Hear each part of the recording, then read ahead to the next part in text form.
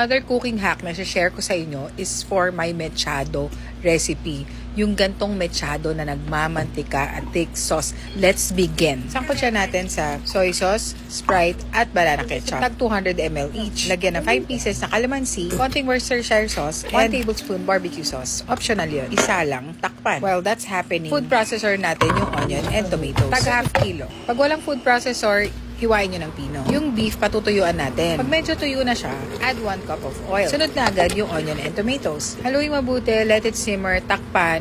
Tapos ito, yung thickener natin, yung butter toast bread, yung nabibili sa tindahan, durugin nyo. Lagay nyo muna yung rino, and then isunod nyo na yung toasted bread. Kasi yun yung pampalapot natin. Ito yung hack na lagi namin ginagawa. Iba yung lasa niya, mas masarap. Haluin, let it simmer, at hayaan yung magmantika. Kung matigas pa yung baka, you may add water as needed. Tapos pag mantikain nyo ulit, ganun lang. Pwede rin yung i-adjust yung taste, pero ito perfect na. Hindi siya ganun kaalat, saktong-sakto. Ang sarap. Follow nyo na ako. See you!